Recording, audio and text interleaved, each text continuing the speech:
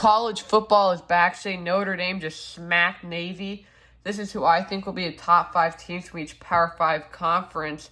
Before I start, though, this isn't like me predicting their total record or conference record or anything like that. It's just like overall who I think the top 5 teams just this year will be, if that makes sense, because it makes sense to me.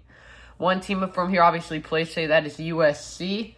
But start off with the ACC. I have Clemson at 1. Florida State at 2. I know a lot of people have Florida State ahead of Clemson.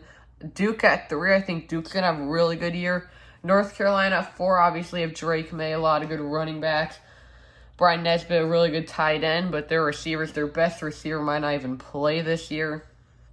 And then at 5, Miami. I didn't really know who put there. Thought about NC State, Wake Forest. Then Miami. Big 12, I have Kansas winning the Big 12. The only one that matters is number 1 is who I think will win the conference. I didn't really know who to do for the Big 12. Big 12, every team's probably going to be pretty good. I don't even have Kansas State, who won the Big 12 in here last year.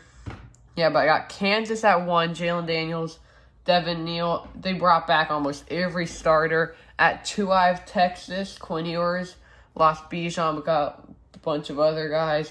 Oklahoma at 3 with Dylan Gabriel. I think Javonte Barnes, their running back, can have a big year.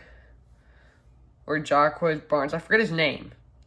TCU at 4. Obviously made the championship last year. Got absolutely spanked by Georgia. Literally got spanked back to Texas. And then at 5, the new team of the Big 12, UCF, John Reese Plumlee. I really want to put Texas Tech here. I think they're going to do good. This doesn't even include all their new teams. Iowa State, West Virginia are probably going to be pretty good this year. Oklahoma State's always good.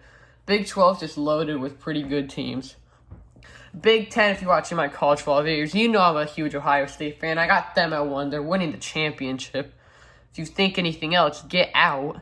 At 2, I got Penn State. I think they're going to have an amazing year. I think they're going to be a top 5-10 team in the country. Michigan at 3, I think they're also going to be really good. Jim Harbaugh's on like 4 people coach.